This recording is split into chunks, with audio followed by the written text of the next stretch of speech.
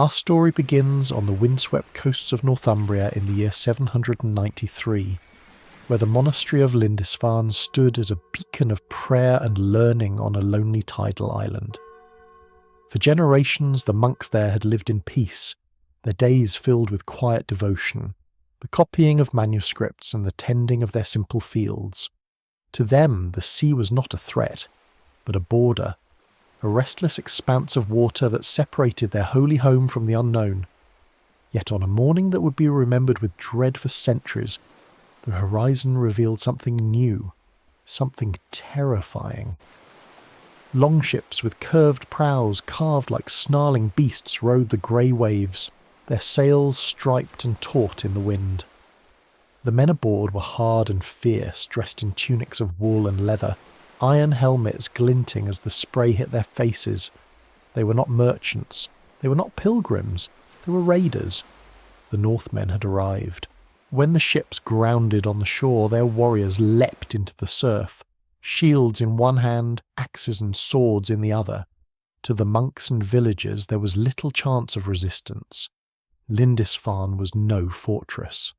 It was a place of worship, a place where the greatest treasures were holy relics and illuminated manuscripts, not swords or spears. The raiders struck swiftly, overwhelming the unarmed clergy, cutting down some where they stood, dragging others away and seizing everything of value. Silver chalices, jewelled crosses, even the bound Gospels painstakingly decorated with gold leaf. Smoke rose from the buildings, the cries of the dying and the chanting of prayers mingled with the clash of iron. When the Northmen sailed away, the island was left broken and bleeding. Word of this violence spread across Christendom like wildfire, shocking even the Pope in distant Rome. The chroniclers of the time wrote that it was as though the very end of days had come, that the wrath of God was visiting itself upon England in the form of these heathen men from the north. But what the monks and villagers did not yet understand was that Lindisfarne was not a single isolated strike. It was the opening act of something far larger. For the Vikings, the raid was not just about plunder. It was a test, a probing of defences, a way of taking the measure of this fertile, wealthy island that lay just a short sail across the North Sea. They had discovered that England was rich and poorly defended, and once that discovery had been made, more ships would follow. The raids became annual, then seasonal. Villages along the coast of Northumbria, East Anglia and Wessex watched the horizon with dread, never knowing when the dragon-proud ships might appear. Churches, which had once stood as safe havens, became prime targets, their bells ringing not for prayer but as alarms. Farmers fled inland with what little they could carry, leaving their fields to be burned or stolen. To the English, these men seemed like creatures from another world, brutal, unstoppable, their gods alien, their ways incomprehensible.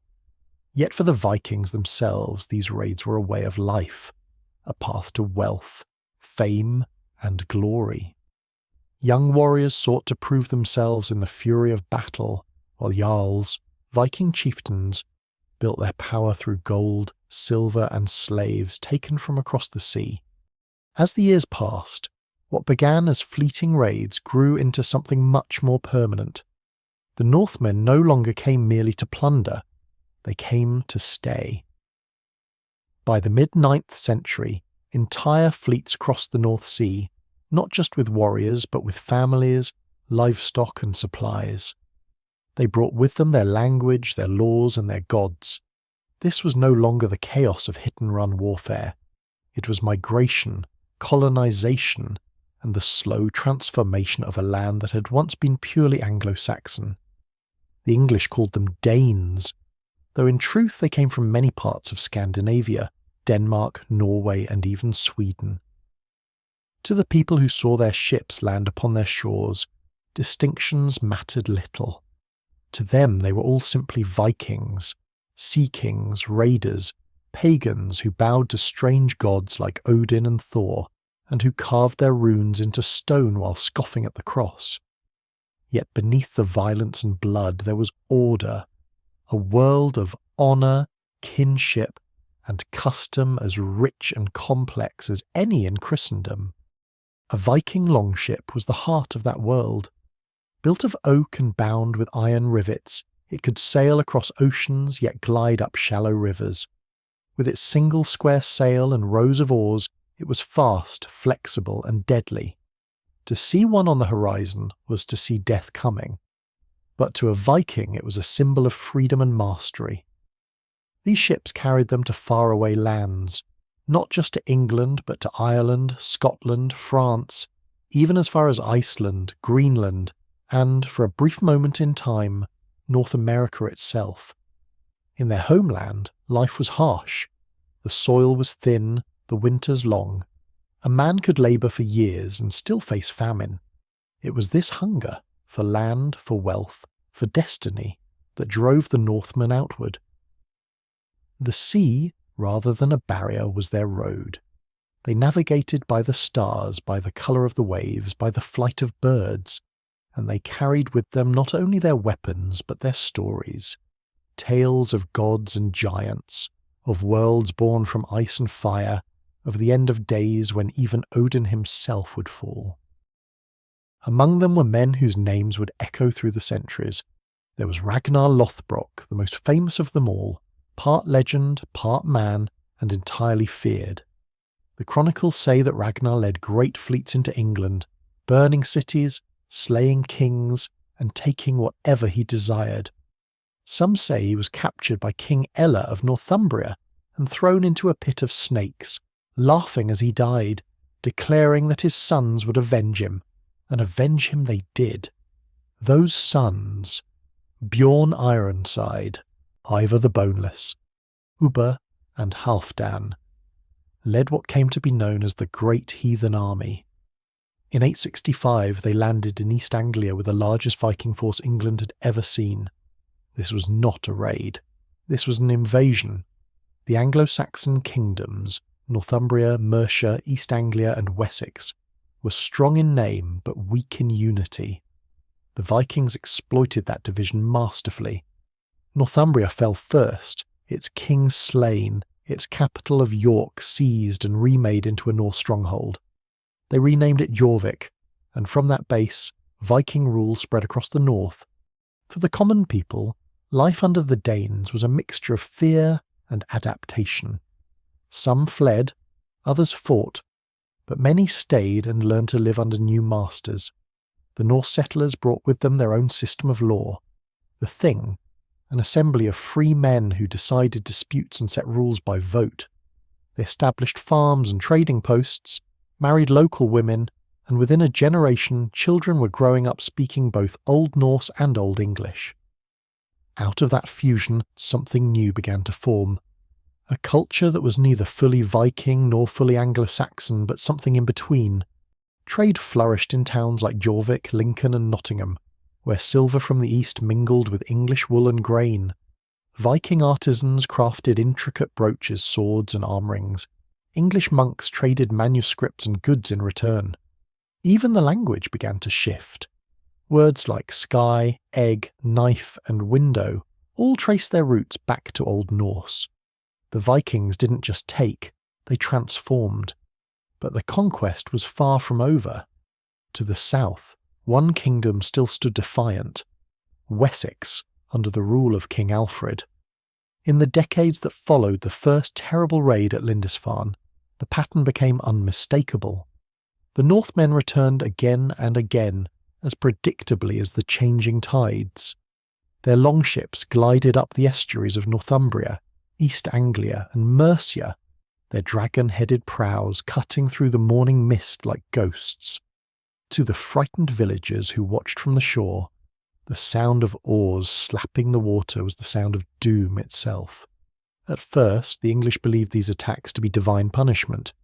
Priests preached of God's wrath, of sins unrepented and holy warnings ignored.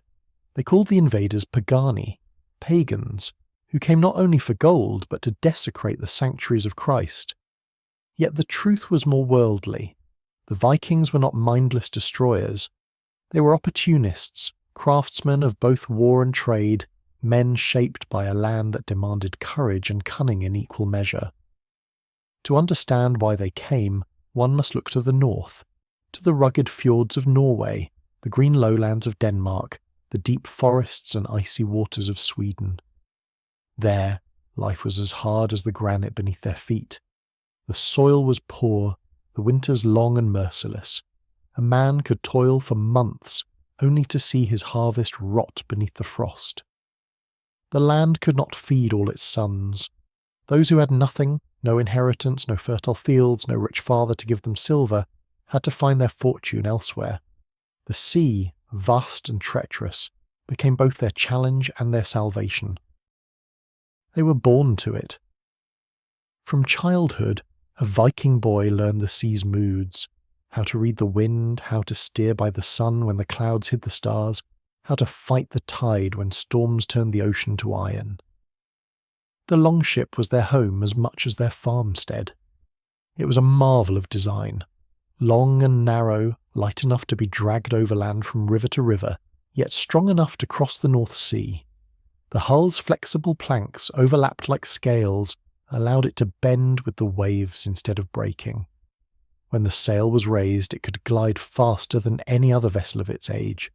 A fleet of such ships was not merely a military force, it was a statement. Each carved dragon head on the prow was meant to ward off spirits and terrify enemies, each painted shield along the side a banner of identity. The men who crewed them were bound by oaths and ambition. Some were young warriors seeking fame and treasure.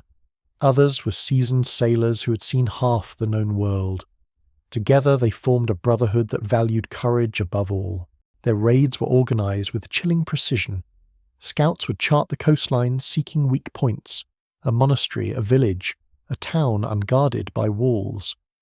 The attack would come at dawn when the mist still clung to the water. They would strike swiftly before word could spread, then vanish as quickly as they had come. To the monks and farmers, it seemed like the work of demons, appearing and disappearing with the wind. But behind the chaos was cold, deliberate strategy. At first, the Vikings returned home after each summer campaign, their ships heavy with silver, slaves and stories. But over time, something changed. They began to stay through the winter, building fortified camps known as wintering bases along the coast. These camps were not temporary shelters. They were beginnings of settlements. The raiders brought their families, their livestock, their gods. They built halls of timber and earth, planted crops, and began to see the English soil not as foreign, but as theirs. The English chroniclers, horrified, called it an infestation, the land being devoured from within. But for the Vikings, it was a promise fulfilled. They had found a place rich in rivers and forests, where the earth gave more than it took, and so began a slow transformation of England itself.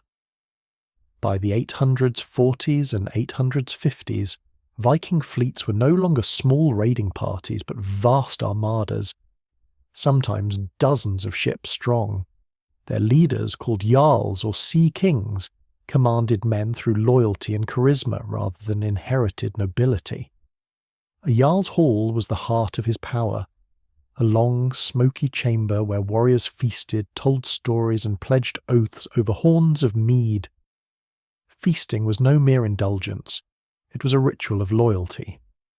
Around the fire, skalds, Viking poets, would sing sagas of gods and heroes, weaving tales of Odin, the one-eyed father of wisdom, and Thor, the hammer-wielding protector of mankind. In these stories, courage and fate were everything. A man's life was short, but his name could live forever if his deeds were great. That idea, that death was inevitable but glory was eternal, drove them. They believed that the bravest warriors were chosen by the Valkyries to dine with Odin in Valhalla, where they would fight and feast until the end of the world. This belief made them fearless in battle. To die with a weapon in hand was not tragedy, it was triumph. The English, bound by Christian morality and fear of damnation, could not comprehend such a mindset. To them the Northmen seemed monstrous, men who laughed as they died, who plundered churches yet kept their own sacred traditions. But to the Vikings, their gods were as real and alive as the sea itself.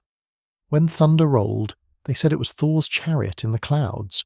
When ravens circled the battlefield, they whispered that Odin was watching. And yet, these same warriors who seemed so barbaric to outsiders were also traders, explorers, and craftsmen. They forged iron as fine as any in Europe, carved wood with delicate artistry, and minted coins in imitation of the kings they fought. In their settlements, markets thrived. From the east came silks and spices. From the west, furs, amber, and slaves. The Vikings were connected to a trade network that stretched all the way to Byzantium and the Caliphate of Baghdad. By the middle of the 9th century, their ambitions in England reached a new level. No longer content with coastal raids, they turned their attention inland. First, as we mentioned before, they struck Northumbria. King Ella, the same man said to have killed Ragnar, was captured and executed in a manner so brutal it entered legend, the Blood Eagle. Whether true or not, it symbolized the vengeance of the north. From there, the Vikings turned their eyes south. Mercia was forced to make peace, paying tribute in silver and supplies. East Anglia's king was slain, his land divided among the invaders. One by one, the old Anglo-Saxon kingdoms fell, until only Wessex remained free, the last bastion of English rule under a young king named Alfred. Alfred of Wessex was not yet the great figure history would remember him as. When the Vikings first came for him, he was untested, his armies weary and divided. Yet in him burned a different kind of fire, not the fury of the berserker, but the patience of the strategist. He studied his enemies. He learned their patterns. He realized that brute force alone could not defeat them. They were too mobile, too fearless. Instead, he built networks of fortified towns known as burhs and restructured his army so it could respond quickly to raids. While one part of his force fought, the other rested and trained. It was a system designed not for glory, but for endurance, and slowly it began to work. In 878, after a series of crushing defeats, Alfred found himself hiding in the marshes of Somerset, his kingdom in ruins. The Viking leader Guthrum ruled from the captured city of Chippenham. But Alfred did not yield. From his refuge in the swamps he gathered loyal men, sending messages across the countryside, calling for one last stand. When he finally emerged, it was with a small but determined army. They met the Vikings at Edington in a battle that would decide the fate of England itself. The fighting was fierce and close, shield to shield, axe to sword. The Vikings had known only victory for years, but that day Alfred broke them. Guthrum was forced to surrender, and in a gesture that symbolized the changing world, accepted baptism into Christianity. The treaty that followed divided England into two spheres of influence, Wessex in the south and west, and the Danelaw in the north and east. The Danelaw was not just a border, it was the line between two worlds. To the west lay the English kingdoms, rebuilt and Christianized under Alfred's rule. To the east stretched the Norse territories, governed by their own laws and customs. Yet over time, those two worlds began to intertwine. Trade, marriage, and shared hardship did what war could not. They fused the people together. In the towns of the Danelaw, an Anglo-Saxon might swear an oath in a Norse court, or a Dane might trade in a Christian market. Churches stood beside old pagan shrines. Children learned words from both tongues. The English language itself absorbed Norse phrases, reshaping into something new, simpler in grammar, broader in expression, more flexible. The Viking Age was not merely an age of conquest, it was an age of transformation. England would never again be what it had been before the Northmen came. Its people, its language, its very identity were reshaped by that long and violent encounter. In the years after the peace between Alfred and Guthrum, England settled into an uneasy balance. The land was divided by language, by faith, and by law. To the south and west, Wessex rebuilt its strength, Christian and orderly. To the north and east stretched the Danelaw, a vast expanse where Norse customs reigned, where the laws of Alfred's England did not reach. and where the tongue of the Vikings echoed in every marketplace and hall. But the boundary between the two worlds was never truly fixed.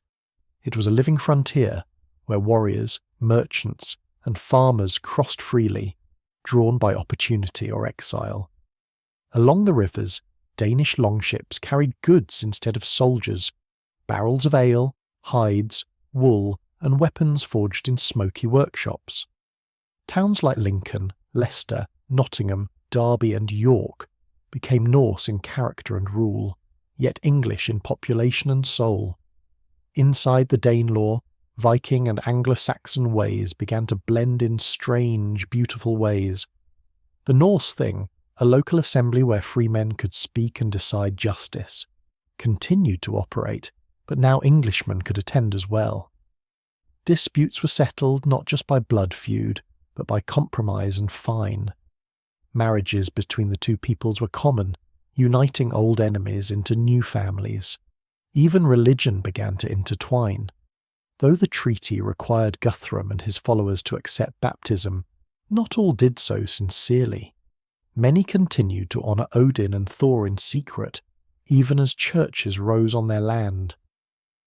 Archaeologists still find amulets of Thor's hammer lying beside crosses, worn together on the same chain. For a time, England was a place where two belief systems coexisted uneasily, one promising salvation in the afterlife, the other glory in death. For the common people, life under the Danelaw could be harsh, but it was also remarkably stable. The Vikings valued trade and productivity as much as war.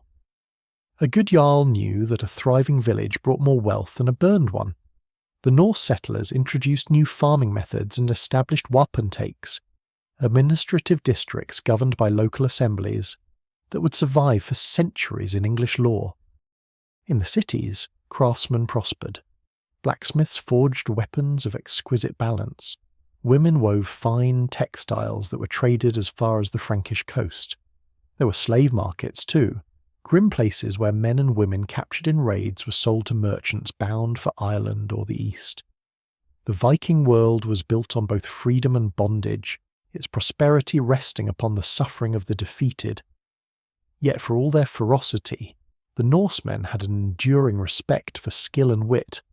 A poor man could rise through courage or cunning, a warrior's fame could outlast a king's crown. They celebrated poets as much as they did fighters. A skald's verses could immortalize a jarl or destroy his reputation with a few biting lines. In their sagas, truth and myth mingled freely, but the values were clear: bravery, loyalty, generosity, and above all, honour. In time, Alfred's successors sought to reclaim what had been lost. His son, Edward the Elder, and his formidable daughter, Ethelfled, known as the Lady of the Mercians, continued his work. Together they waged campaigns to push the Danes northward, fortifying towns and expanding Wessex's control. Alfred had dreamed of a united England, and slowly, through war and diplomacy, that dream began to take shape. Ethelfled was a remarkable figure in her own right, one of the few women in the early medieval world to command armies and govern territories. She built fortresses across Mercia, negotiated with Norse warlords, and earned both fear and respect from friend and foe alike. When she died in 918, even the Viking leaders of York are said to have mourned her passing. By the middle of the 10th century, the Danelaw had begun to shrink. The great Viking earls of the north, once nearly kings in their own right, were forced to acknowledge the overlordship of the West Saxon kings. Under Edward's son, Athelstan, England was united for the first time under a single crown. It was a fragile unity, but a remarkable achievement. Athelstan's court was one of learning and law. He brought scholars from across Europe, issued codes of justice, and corresponded with kings from the far north to the Holy Roman Empire. Even the Vikings respected him. Yet beneath the surface of this new England lay the deep roots of Norse influence, in its people, its towns, its very language. Place names across the land told the story, towns ending in by or thorp, meaning farm or village in Old Norse, dotted the map from Yorkshire to Lincolnshire. Rivers and fields bore names that had once been shouted from the decks of longships. Even the word law itself came from the Old Norse lagu. But history, like the sea, is never still. In the late 10th century, a new generation of Vikings rose once more. These were not the settlers of the Danelaw, but new invaders from across the North Sea, Danes and Norwegians who had heard of England's wealth and weakness. The unity forged by Alfred's descendants was strained, and the throne had passed to a troubled young king. Ethelred, remembered by history as the Unready, though the word meant something closer to ill-advised. Ethelred's reign was marked by indecision and fear. Instead of confronting the Vikings in battle, he sought to buy peace with gold, vast sums known as Danegeld. Each payment only encouraged more attacks. The Northmen returned year after year, growing bolder each time. Among their leaders were men of legendary reputation, Sweyn Forkbeard of Denmark and his son Cnut. Sweyn was a hardened warlord, cunning and relentless. By 1013, his army swept across England with devastating speed. Town after town submitted to him, until even London bowed. Ethelred fled into exile in Normandy, and Sweyn was proclaimed King of England. His triumph was short-lived. He died the following year, but his son Cnut, then barely 20, would prove far more than a conqueror. Cnut returned to England in 1015, commanding a great fleet and a disciplined army. After years of brutal campaigning, he secured his throne in 1016. Yet instead of ruling as a foreign tyrant, Cnut sought to unite his English and Danish subjects. He married Emma of Normandy, Ethelred's widow, and embraced Christianity. Under his rule, England entered a new era, one of relative peace and prosperity. Cnut's England was part of a vast northern empire, stretching from Denmark to Norway, with influence reaching into Sweden and Scotland. He governed wisely, balancing Norse traditions with English customs. He retained the Thing assemblies and local laws of the Danelaw, but he also respected the church, endowing monasteries and sponsoring religious reform. Under Cnut, Viking and English identity became almost indistinguishable. The sons of former enemies served side by side in his armies. English bishops advised a Danish king. He ordered the building of churches where once pagan shrines had stood, and minted coins bearing both his image and the cross. He even journeyed to Rome, not as a conqueror but as a pilgrim, to secure the respect of the Christian world. Yet for all his power, Cnut remained a man of the sea. The old sagas say that once his courtiers flattered him by claiming he could command the tide itself. To silence them, he set his throne by the shore and ordered the waves to stop. When they did not, he stood and said that only God ruled the seas. Whether the story is true or not, it captures something essential about him. A ruler who had inherited the Viking legacy of ambition, yet understood its limits. When Cnut died in 1035, his empire began to unravel. His sons fought bitterly for power, and the dream of a northern realm faded. But the impact of the Vikings on England was irreversible. By then, generations had passed since Lindisfarne. The once terrifying word Viking had lost its edge, becoming part of the story of the English themselves. Even after the Norman conquest of 1066, when William the Conqueror claimed the throne, echoes of the Viking world remained everywhere. In law, in blood, in the rhythm of the language. The Normans themselves were descendants of Norsemen who had settled in France a century earlier. In a way, the conquest of 1066 was merely the final act of a saga that began on the shores of Northumbria nearly 3 centuries before. The Vikings had not simply changed England through fire and sword. They had reshaped its very soul, turning it from a patchwork of kingdoms into a unified realm, from an isolated island into part of a wider northern world. Their legacy was carved not just in stone or steel, but in the character of the people who endured them, fought them, and in the end became them. The Norse blood that had once come roaring across the sea now flowed quietly in the veins of English kings, merchants and farmers.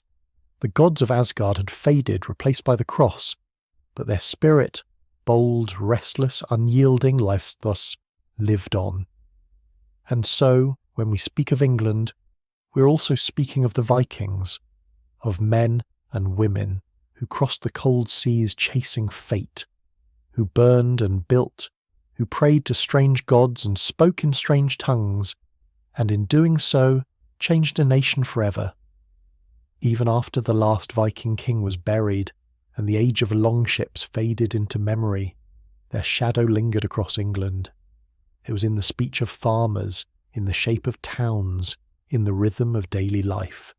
The people might not have called themselves Vikings anymore, but the mark of the North was etched into the island itself, silent, invisible, indelible. Language was perhaps the deepest scar of all.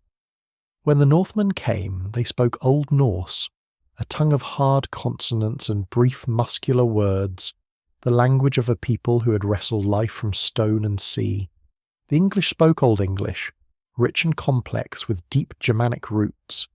When these two collided, they did not destroy one another, they fused. Everyday English still bears their union. Words like sky, anger, window, husband, knife, law, skill, egg, birth, wrong, ill, and take all come from the Norse tongue. Even simple phrases, they, them, their, owe their existence to Viking speech. It was as if the language itself had been reforged, hammered on an anvil until it rang with the sound of both peoples. Wherever Norsemen settled, they left names behind, not of kings and battles, but of ordinary life. Towns ending in dash-by, meaning farmstead, dash-thorpe, village, dash-thwaite, clearing, and dash-toft, homestead, mark the map like a trail of memory. Grimsby, Whitby, Derby, Scunthorpe, Applethwaite, Lowestoft. Each one whispers of some forgotten settler, Grim, Thor, Apple, Loth, who once claimed a patch of England as his own. But it wasn't only words that endured. The Vikings also reshaped England's law and governance. The Danelaw had introduced its own legal traditions, systems of compensation known as vergild, assemblies of free men called things, and rules that valued oath and witness above rank. When the English kings later unified the realm, many of these Norse principles quietly merged into royal law. Centuries later, traces of them still survive.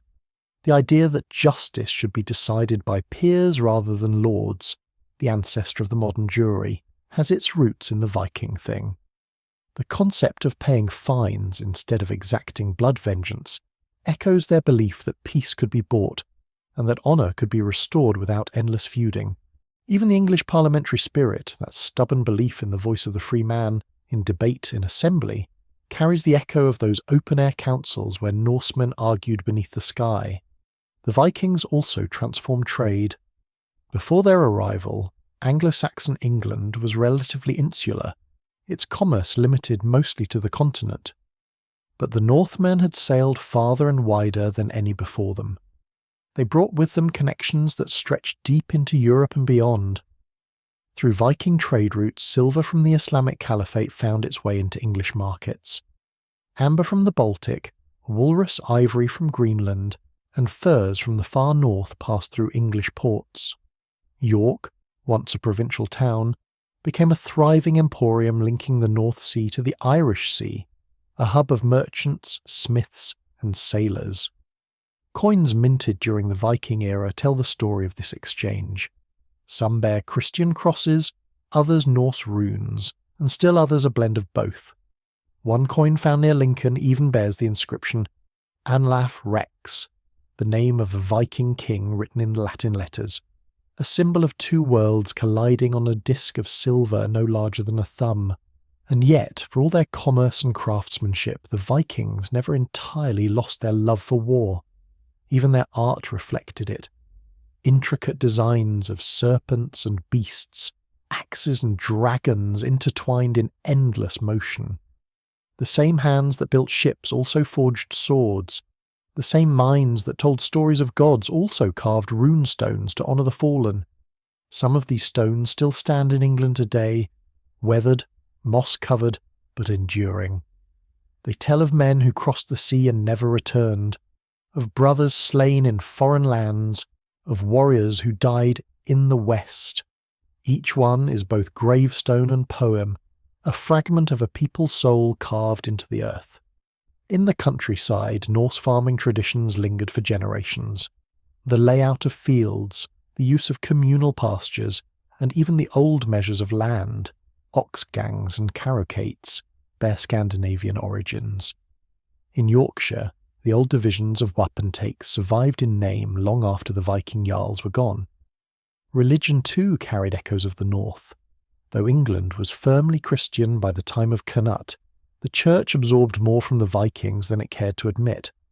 The Norse reverence for nature, for hills, trees and stones, subtly infused English folk Christianity. Sacred wells and holy groves continued to draw pilgrims long after the church forbade them.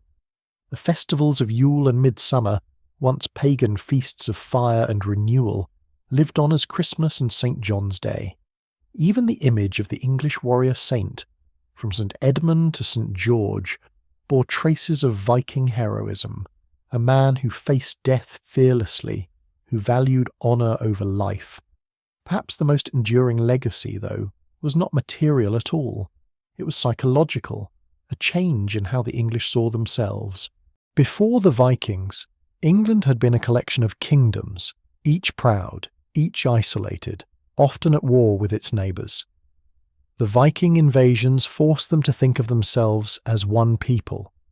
Alfred the Great had spoken of Englerland, the land of the English, and his vision was born from the fires of Norse invasion. Without the Viking storm, there might never have been an England at all. And yet, in a strange twist of fate, the Vikings who had once threatened to erase the English became part of that very identity. Their courage, their fatalism, their hunger for exploration, these became woven into the English character itself. The same restless energy that drove Norsemen across the seas would, centuries later, drive English sailors to the far corners of the world. In that sense, the Viking Age never truly ended. It evolved. By the time of the Norman conquest in 1066, the threads of Viking and English blood were inseparable. William the Conqueror's ancestors were Norsemen who had settled in northern France a century earlier, the men of the north, or Normans. When they came to England, they brought with them not a new invasion, but the last echo of the old one. Thus, the age that began in terror at Lindisfarne ended with a coronation at Westminster, the crowning of a king whose lineage traced back to the same wild coasts of Scandinavia that had once unleashed the dragon-proud ships. In the long sweep of history, it is a kind of poetry. The conquerors became the conquered, and the invaders became the ancestors. Today, the Viking legacy still lingers, in words, in customs, in place names, in the stoic humour of northern England, in the love of the sea, in the quiet pride of endurance. Archaeologists still unearth their bones, their jewellery, their weapons. Historians still argue about their motives, their morals, their myths. But one truth remains clear. They came as destroyers and left as founders. From Lindisfarne's burning to Cnut's empire, from pagan chants to church bells, from Odin's ravens to the English crown, the story of how the Vikings changed England is not just one of conquest, it is one of transformation, violent, profound, and eternal. For in every age since, the spirit of the North, that fierce defiance against the odds, that hunger to explore, to endure, to rule, has stirred somewhere in the English heart. And when the wind howls over the cliffs of Northumbria, when the grey sea hammers the coast, one might almost hear it still. The creak of oars, the cry of gulls, the whisper of old gods carried on the tide, a reminder that the Northmen never truly left. They simply became part of the story. When Alfred stood against the Viking tide, he was not merely fighting for land, he was fighting for an idea. The idea that England could remain English.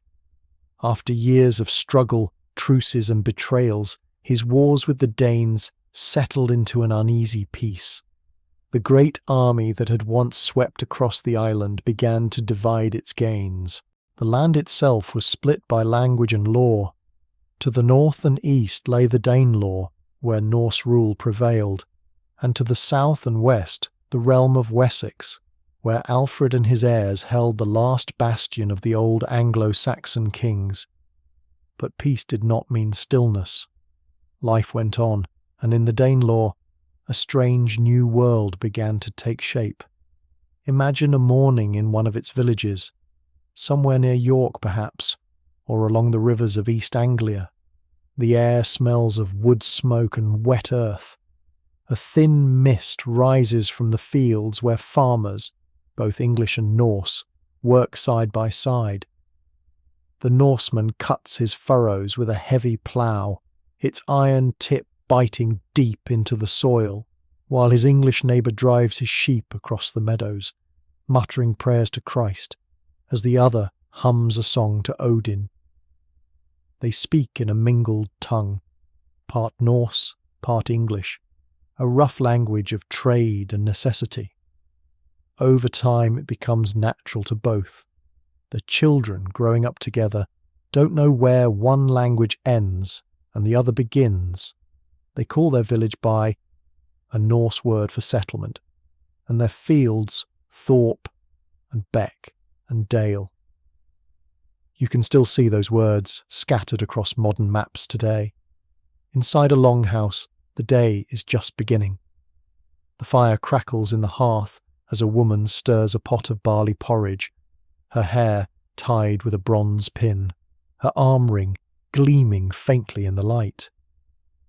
Viking women held a kind of independence that surprised their Anglo-Saxon neighbours.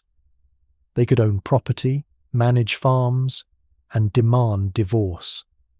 In some families, they even led the household while their husbands were away trading or raiding. Their role was vital, not just as keepers of the home, but as anchors of the new society taking root in English soil. At the centre of this society was law, or what the Norse called lagu. The Danelaw was named for it, the law of the Danes. Justice was not handed down by kings but decided in open assemblies called things. There, free men gathered on a mound or beneath a great tree to settle disputes, divide land and judge wrongs. Voices rose, tempers flared, silver changed hands. A man accused of theft might swear an oath on his arm ring or bring neighbours to vouch for his honesty. If guilt was proven, fines were paid, or blood was. The thing was not chaos. It was order by consent, rough and human, and it bound communities together far more tightly than any written decree. Trade tied them to the wider world. Viking England was not just a land of farmers and fighters, but of craftsmen and merchants. In the markets of Jorvik, the air buzzed with the clamour of buyers and sellers. The smell of tanned leather mixed with that of fish and tar. Traders came from as far as Ireland and the Baltic, bringing silver coins stamped with Norse runes, amber from the north, silk from Byzantium, and spices from the east. The Vikings were not mere plunderers, they were traders on a continental scale, linking England to a vast network that reached across seas and rivers. But the old gods still watched. In the quiet corners of the countryside, amid the stones and mounds, offerings were made to Thor for strength, to Freyr for good harvests, to Odin for wisdom in battle. Yet in the towns, the cross rose higher each year. Missionaries from Wessex and the continent preached to the Norse settlers, offering salvation and stability in a world that had once been ruled by chance and blood. Some Vikings converted for faith, others for politics. A baptized Dane could trade more easily, marry more freely, and live in peace under English law. But deep down, many still whispered the old prayers at night. The two faiths existed side by side, uneasy but interwoven. In both tongues, neither wholly pagan nor wholly Christian. They were the first to call this land their home, not as conquerors or conquered, but as something new, as Englishmen of two worlds. Still, the peace was fragile. To the north and across the sea, new fleets were always gathering. The Viking world was never still. It was a sea of shifting loyalties and ambitious kings. Norway, Denmark, and Sweden were all changing. Chieftains were becoming monarchs, petty kings were falling, and Europe itself was stirring. For England, the next wave of change would come not from the smoky halls of Jorvik, but from across the narrow strait of the North Sea, from the rising power of Denmark. In the early 11th century, a Danish prince named Cnut would set his eyes on England, and the story would reach its grandest turn yet, when a Viking would sit on the English throne itself. Before Cnut, though, came chaos. The old unity of Alfred's line was breaking down. England's kings struggled to hold the patchwork realm together. Meanwhile, the Danes saw opportunity. In 991, a new invasion force landed at Malden in Essex. The English met them in open battle, and lost. The poet who later recorded the fight described the courage of an English earl who stood firm as his men fled, calling out, "Courage must be the harder, heart the keener, spirit the greater as our strength lessens." It was heroism in defeat, but defeat all the same. To buy peace, the English kings began to pay what was called Danegeld, literally Dane money. Silver by the ton flowed northward, filling the coffers of the very men who had burned their towns. The payments brought temporary calm, but they also sent a message. England could be bought, and perhaps even owned. Cnut's father, King Svein Forkbeard of Denmark, took note. In 1013, he led an army so vast that resistance seemed pointless. London fell. The English king fled to Normandy, and Svein declared himself ruler of all England. But his victory was short-lived. He died the following winter, leaving the throne to his son, a young man who would soon prove himself one of the most formidable rulers Europe had ever seen. Cnut the Great. Cnut was not yet 20 when his father died, but already he was hardened by years at sea and war. He had fought alongside Svein Forkbeard in raids across England, had seen kingdoms fall and kings kneel. Now, with his father gone, and the English throne momentarily empty, he stood at the edge of a vast opportunity, yet his claim was not secure.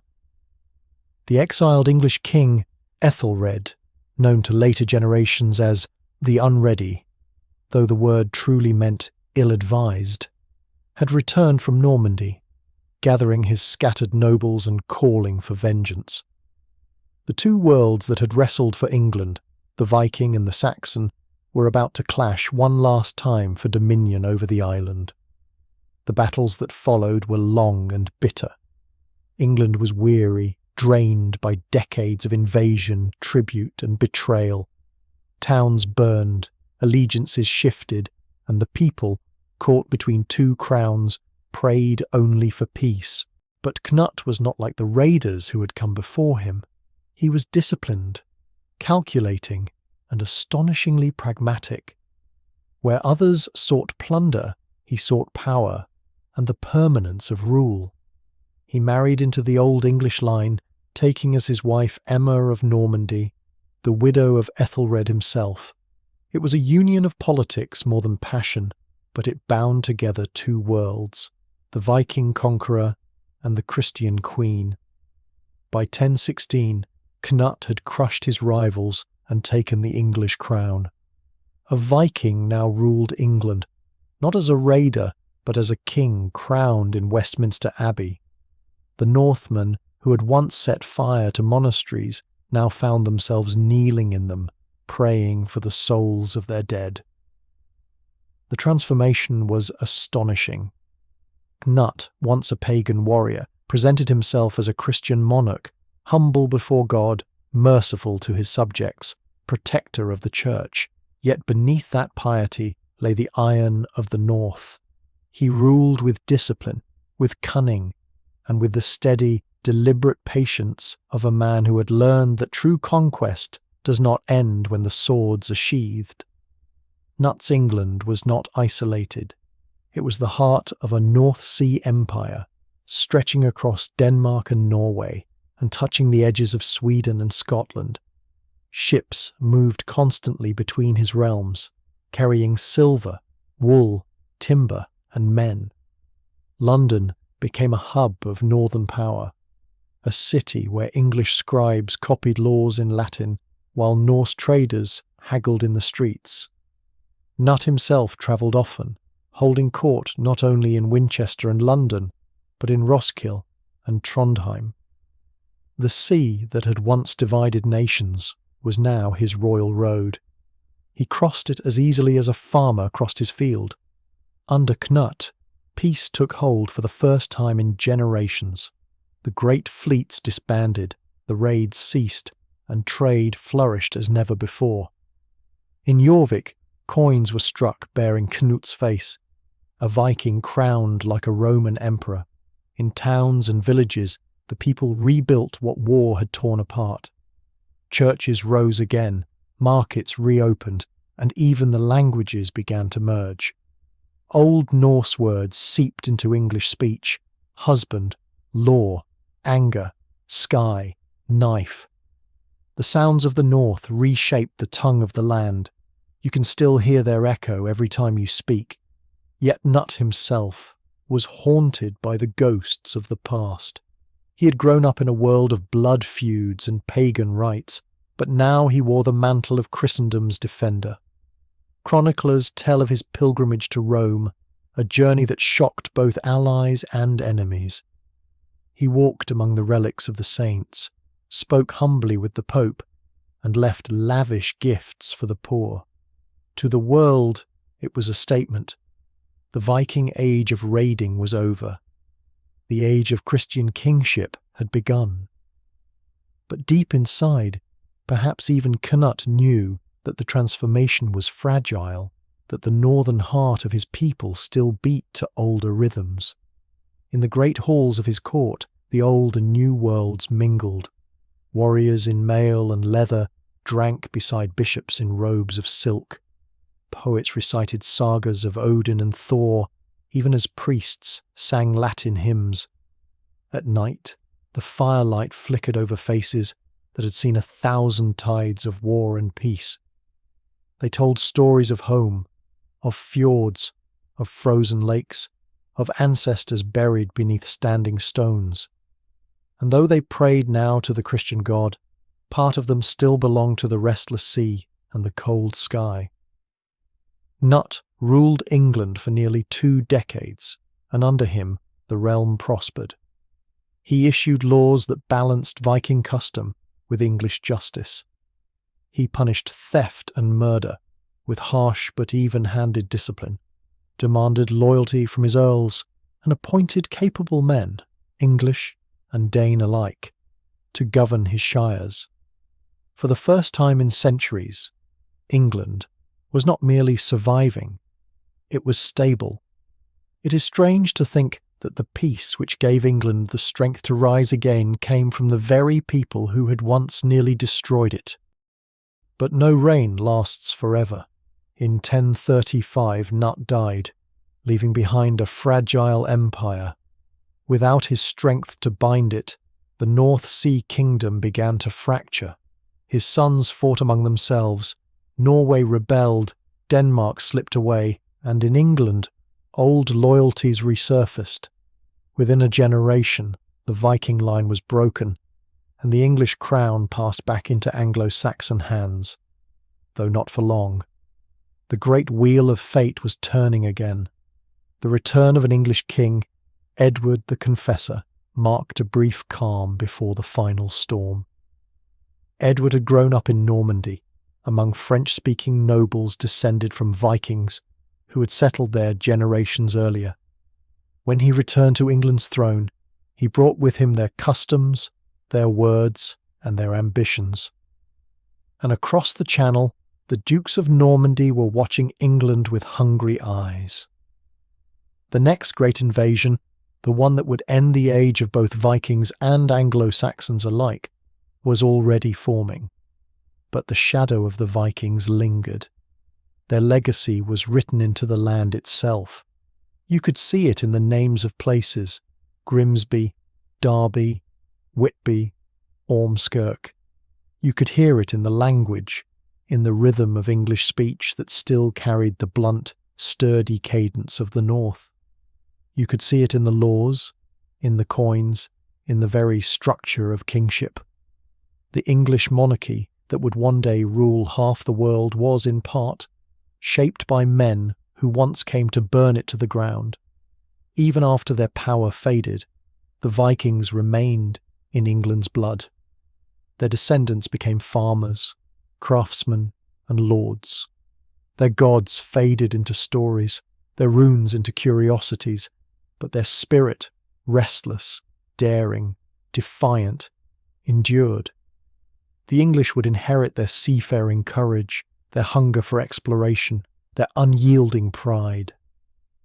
The same instinct that once sent longships across the North Sea would, centuries later, send English ships across the Atlantic and around the globe. And yet, behind every triumph, there is memory. The bones of the Northmen still lie beneath English soil, under churches, under streets, under fields where wheat now grows. Their stories are carved in stone, whispered in place names, echoed in the wind that blows over the grey North Sea. The monks of Lindisfarne, had they lived to see it, might have found it almost impossible to believe that the men who once came as destroyers would, in the end, become part of England itself. It began with fire and blood, but it ended with transformation. The Vikings came to plunder, but they stayed to build. They broke kingdoms apart, but in doing so, they helped forge a nation. When we speak of England, its courage, its language, its love of the sea, we are still speaking in part of them. To understand how deeply the Vikings changed England, you have to understand what kind of people they were. Not just raiders or kings, but a civilization carried on the wind. They were a people born between hardship and horizon, moulded by long winters and restless seas. Everything in their world was shaped by endurance. A man who could not build, sail, or fight would not survive long.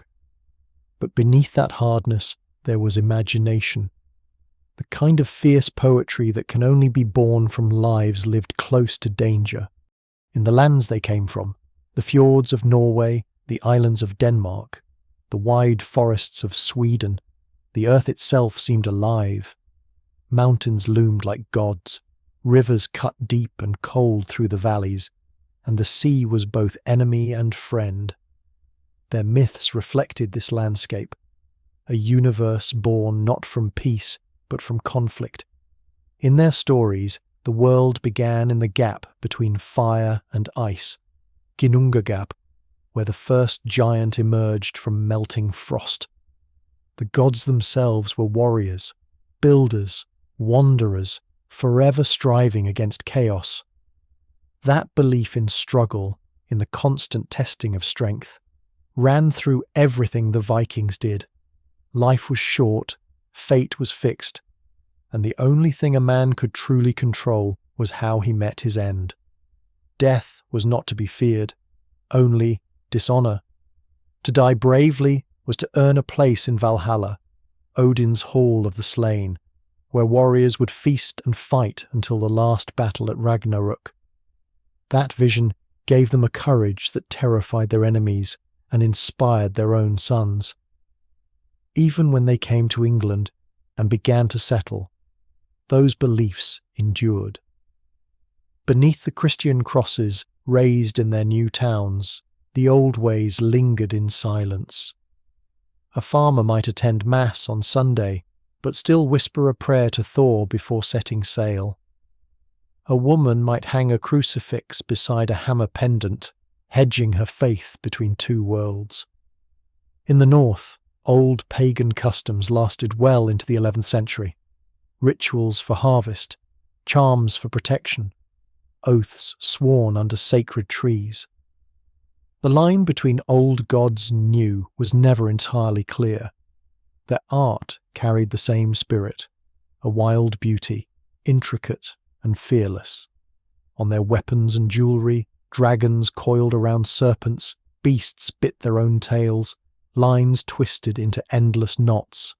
Each design was more than decoration. It was a spell, a prayer for strength, for victory, for remembrance. Even the cross, when they carved it, took on their style. Long arms wrapped in runes, Christ surrounded by interlaced beasts, as though absorbed into the northern world. You can see it still in old stone crosses scattered across northern England. Anglo-Saxon saints reborn in Viking form. Runes were their written word, but they were more than letters. To carve a rune was to summon power. They believed the symbols themselves held magic, that the right rune could heal, curse, protect, or guide a soul through the afterlife. Stones carved with these markings stood beside English churches and in Norse farms alike, silent witnesses to the meeting of two civilizations. And yet, for all their hardness, the Vikings were not without tenderness. They sang songs of love and loss, of longing for home. Their poetry, the skaldic verses, was intricate, full of wordplay and rhythm. Warriors would compose verses before battle, dedicating them to their gods or their loved ones. Women, too, had their songs, laments for the fallen, chants for childbirth, verses of grief or vengeance. In a world where life could end at any moment, memory was sacred. To be remembered was to live forever. In England, these sensibilities blended with Christian ideas of salvation and sin. The English monks who once hid from the Viking raiders now taught their children Latin and scripture. But those same children grew up hearing sagas by the fire, stories of Sigurd the dragon slayer or the trickster Loki. The two traditions, Norse myth and Christian faith, did not erase one another. They merged, creating a unique form of belief that shaped English identity for centuries to come. Law followed a similar path.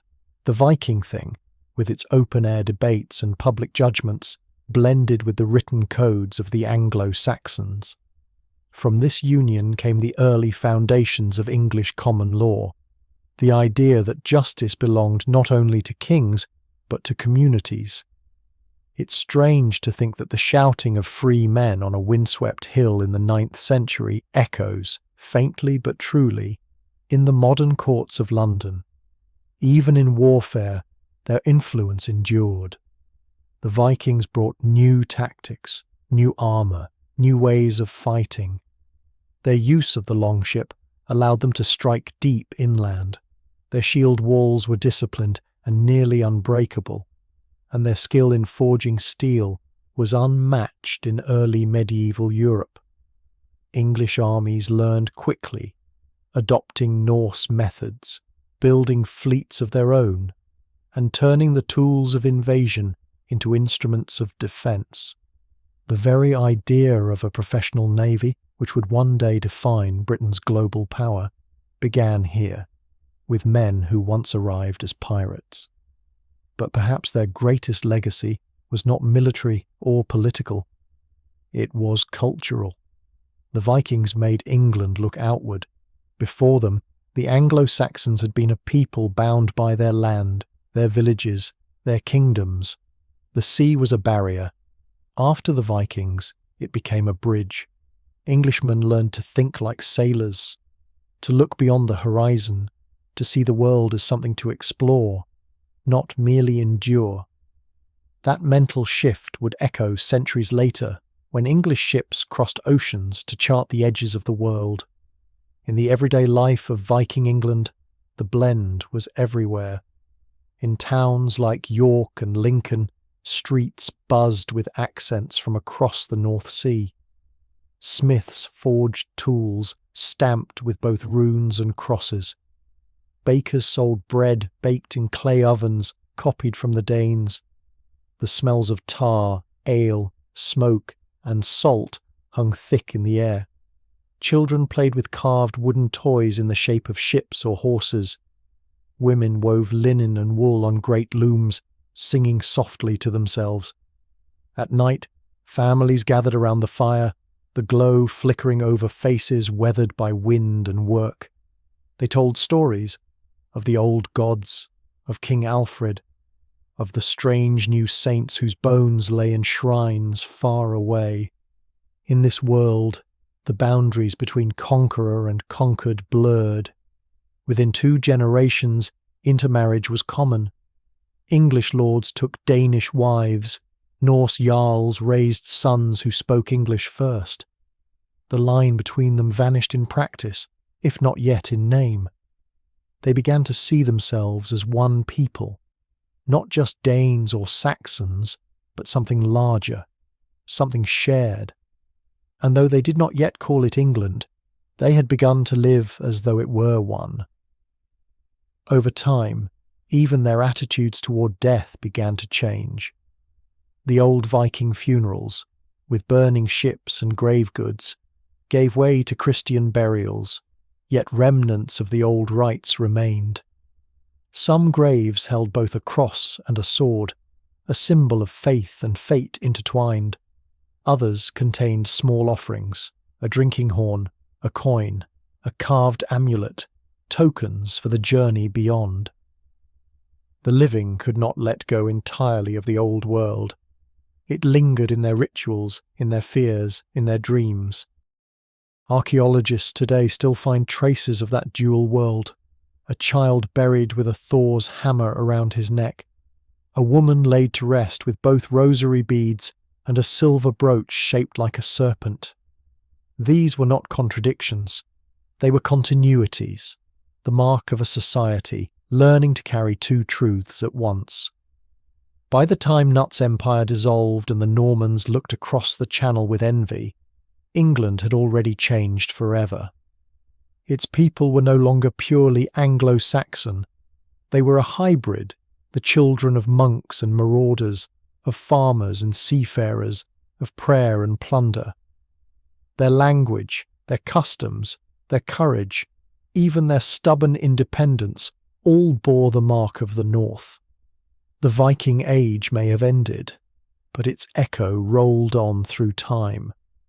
In the English kings who claimed descent from Norse blood, in the sailors who braved the Atlantic, in the poets who sang of fate and freedom, in the churches whose bells now rang across land once burned to ash.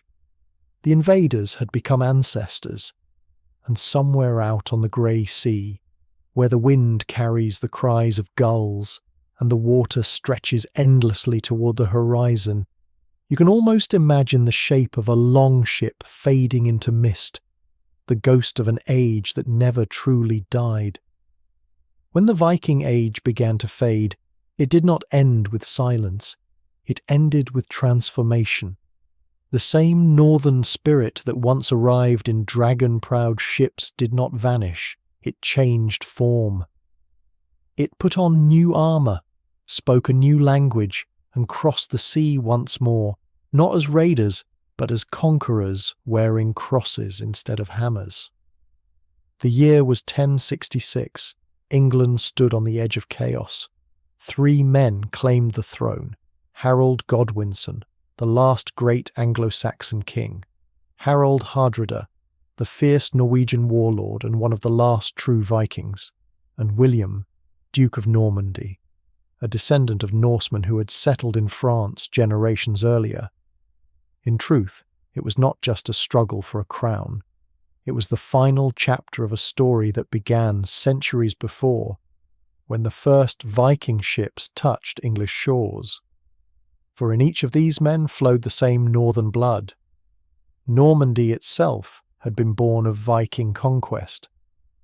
In the early 10th century, a Norse chieftain named Rollo had led his warriors up the Seine and forced the Frankish king to grant him land in exchange for peace. Rollo settled there, learned the local tongue, married into Frankish nobility, and founded a dynasty. His descendants would become the Normans, Northmen, Vikings reborn as lords of Europe. They built castles instead of longhouses, ruled by law instead of raid, and prayed to Christ. But beneath their polished manners and Latin prayers, the old restlessness burned. They were still sea people at heart, driven by the same hunger that had once sent their ancestors sailing toward unknown lands. So when William, Duke of Normandy, looked across the Channel toward England, he saw not a foreign land, but a prize his blood had always longed for. Before William, however, came Harold Hardrada, the last great Viking king. He had fought from Constantinople to Kiev, served in the Byzantine Emperor's Varangian Guard, and returned home with gold and glory. To his followers, he was the embodiment of the old world, proud, fearless, and unbending. When he sailed for England in 1066, it was like the ghost of the Viking Age rising for one final raid. He landed in the north, near York, fittingly the old Norse stronghold. His army burned and plundered as in the days of old, but King Harold Godwinson met him at Stamford Bridge, and there, in a battle fierce and terrible, the age of the Vikings met its end. Harold Hardrada fell beneath a storm of English arrows, his longships smouldering by the river bank, his warriors dying around him with axes still in hand. The sagas say he fought like a god, unyielding to the last breath. In that moment, the old faith died with him. Odin's chosen slain under a Christian sun, yet the victory was hollow. Only weeks later, as Harold's men still tended their wounds, the wind turned. Norman sails appeared on the southern coast. William had come. What followed at Hastings was not just a battle. It was the collision of worlds. Norman cavalry charged up Senlac Hill against the English shield wall again and again, until cunning broke strength. When Harold fell, struck by the arrow that would pass into legend, the old England fell with him. And though the Normans spoke French, prayed to Rome, and built their castles of stone, they were, at their core, Vikings reborn.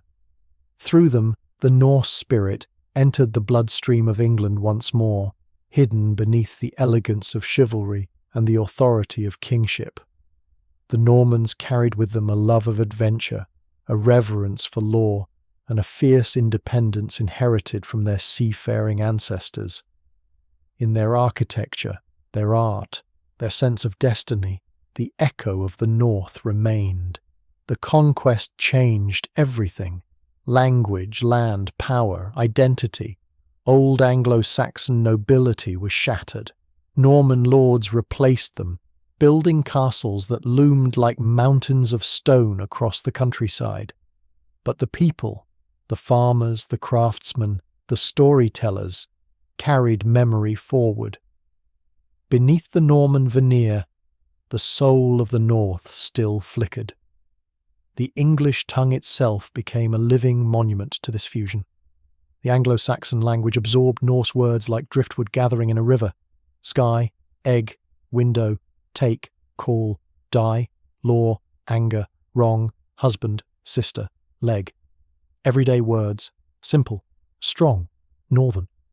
Even the pronouns, them there came from Old Norse. It was as if the Vikings had left not just blood and stone behind, but the very sounds with which people spoke their lives. The fusion gave English its distinctive rhythm, blunt yet lyrical, grounded yet expressive. When Chaucer would later write in Middle English, he wrote in a tongue born from this marriage. Saxon bones, Norse muscle, Norman skin. Without the Viking invasions, the English language as we know it would never have existed. The Norman kings who followed William, Henry's, Edward's, Richard's, were heirs not just of conquest, but of sea and steel. They ruled an island forged by waves of invasion, each leaving their mark like tides on stone. And though the Viking raids had ended, the Viking temperament endured, restless, ambitious, hungry for the horizon. That spirit reawakened centuries later when English ships began to explore the world. The men who sailed under St. George's flag, merchants, privateers, navigators, were spiritual descendants of the Northmen. The same courage that had carried long ships across the North Atlantic carried caravels across oceans. The same thirst for discovery, for risk, for mastery over wind and wave. It was the Viking inheritance reborn. Even in religion, faint traces of the old beliefs remained. The English sense of fate, of a destiny that could not be escaped, came not from Rome, but from Asgard. The stoic endurance in the face of suffering, the quiet pride in hardship, the idea that character is forged in struggle. These were Norse virtues disguised as Christian morals. In art and literature too, the northern myth never truly died. Centuries later, when English poets wrote of dragons, of doomed heroes, of the thin line between courage and despair, they were echoing the sagas. When Tolkien imagined Middle-earth, he was resurrecting the world the Vikings believed in, a world of beauty and brutality, of light always under threat from darkness, of men standing defiant against fate itself. But perhaps the most enduring legacy of the Vikings lies not in conquest or culture, but in the English soul. That quiet defiance, that belief that no matter how dark the night, the dawn can still be fought for. From Alfred to Churchill, from wooden shields to iron ships, the same pulse beats beneath it all. Even the English landscape bears their shadow. In Yorkshire, Lincolnshire, Cumbria, the place names still whisper of their presence. Grimsby, Whitby, Derby, Ormskirk, Scunthorpe. By meant farmstead in Old Norse, the places where they lived and raised families, where their children spoke both tongues. These names are not relics, they are footprints. Each one marks where the North became part of the land. And if you travel there still, to the northern dales, to the coastal plains where the wind smells of salt and peat, you can feel it. The sky is wide, the air sharp. The silence has weight. The same wind that filled Viking sails blows over the graves of their descendants. The same stars they steered by still burn above. The world has changed, but the North endures. Their legacy is not a chapter that closed. It is a thread woven through everything that came after. The English sense of law and liberty, the courage to explore, the endurance through hardship, the deep bond between people and sea, all of it began when longships first cut across grey water toward an unknown shore. History often tries to draw lines, to say this age ended and another began. But the truth is softer, more human. The Viking Age never truly ended. It simply drifted into blood, into language, into the stories we tell about who we are.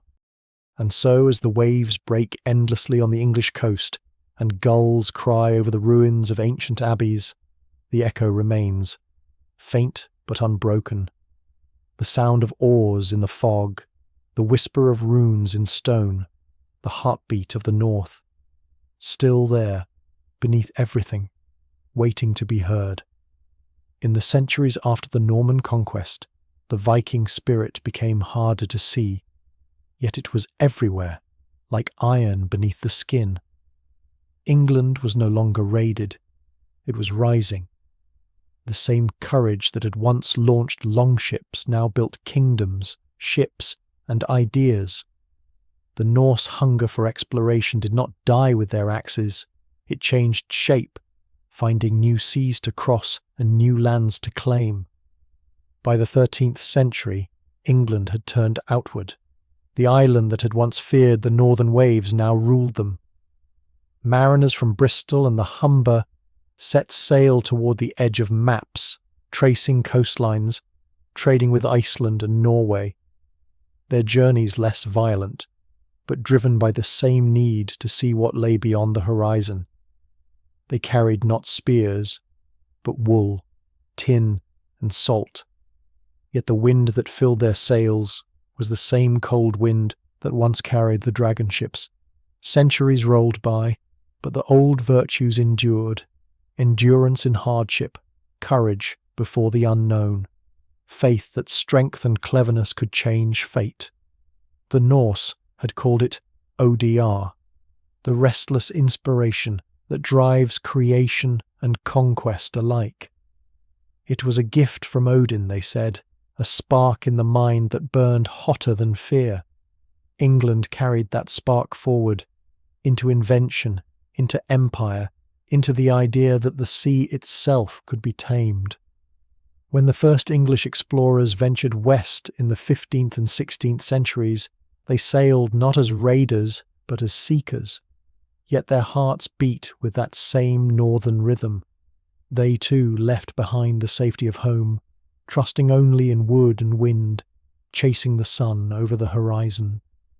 In their journals, one can almost hear echoes of the sagas, the same awe before vast oceans, the same quiet wonder at new lands. The age of discovery was, in many ways, the Viking age reborn. Only this time, the longships had sails of canvas, and the warriors wore the cross. England became a nation of sailors, shipwrights, and dreamers. And as its empire spread, so too did the northern character, disciplined, daring, unyielding in purpose. The Norse had once carved their marks into stone. The English carved theirs into the map of the world. But with expansion came reflection. The Viking spirit was not only conquest, it was curiosity. The Norse had mapped the stars, read the seasons, carved runes not just for war, but for wisdom. That same curiosity turned England into a cradle of learning, invention, and science. The early astronomers, the philosophers, the builders of clocks and ships, all shared the same trait, a refusal to accept limits. To the Norse, the gods themselves could be questioned. To the English, nature could be understood. Both believed that truth was not given. It was earned. Even the English sense of humour carries something of that northern irony. The ability to laugh in the face of fate, to mock one's own misfortune. It is the humour of men who know the sea cannot be tamed, that life is both tragedy and triumph. The sagas had it too, stoic warriors trading dry remarks as they faced death. That voice lives on in English wit, quiet and unflinching. The Norse way of seeing the world was not one of simple faith, but of acceptance, that beauty and loss are inseparable, that courage means standing firm when all else falls away.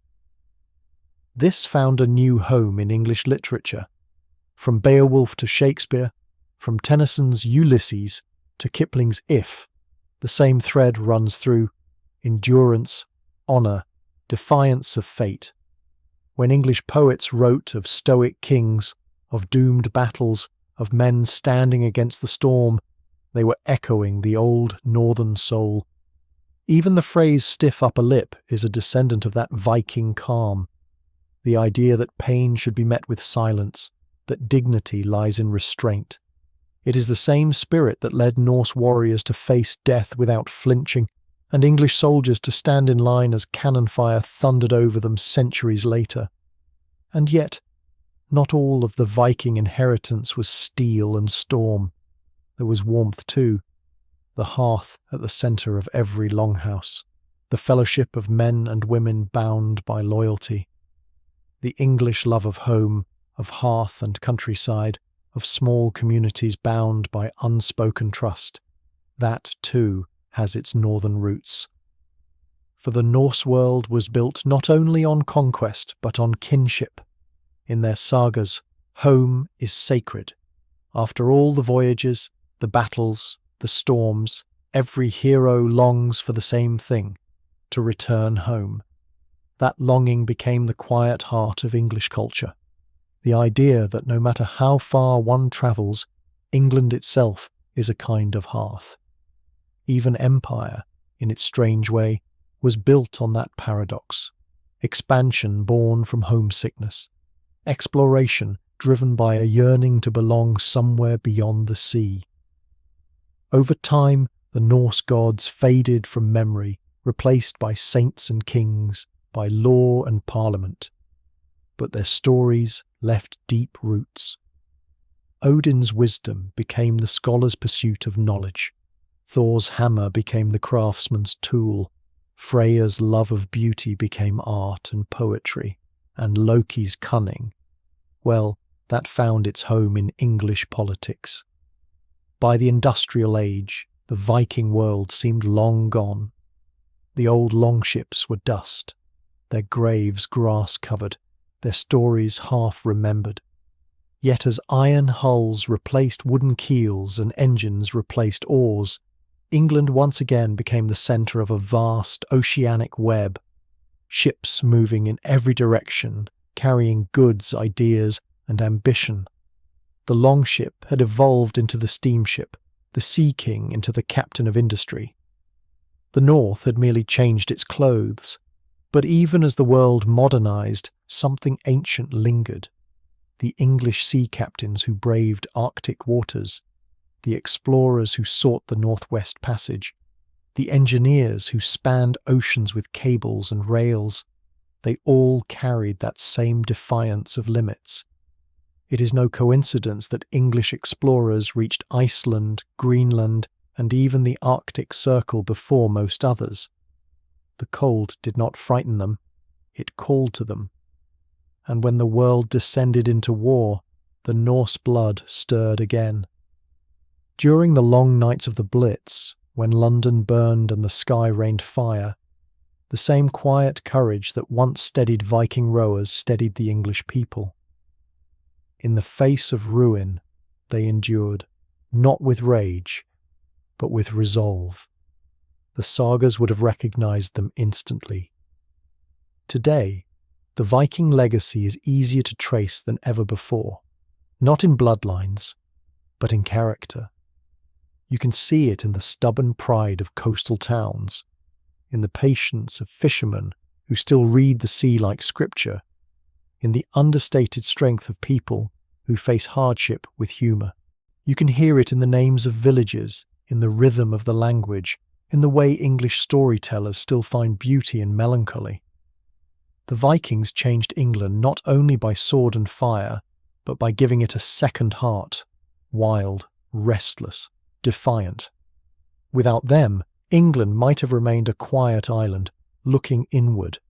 Because of them, it became a nation that looked out, across oceans, across centuries, toward horizons both real and imagined. If you walk today along the beaches of Northumbria, where the first raiders came ashore, the sea looks the same as it did in 793. The tide still rises and falls, the gulls still circle above the black rocks, the wind still carries the scent of salt and cold. Somewhere beneath the waves lie the bones of ships, the ghosts of oarsmen who changed the course of history.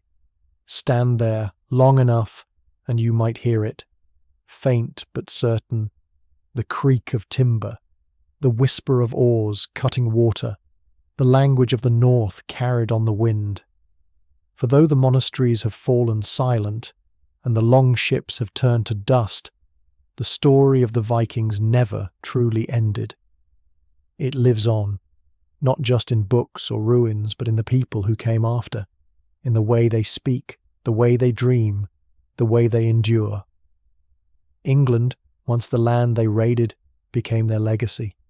And through that legacy, the North still lives, eternal as the sea, untamed as the wind, forever shaping the island that once feared its arrival. When we think of the Vikings, we often see only the violence, the axes, the burning monasteries, the sails like wings of war.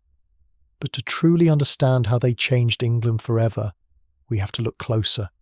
The Vikings did not simply destroy, they remade.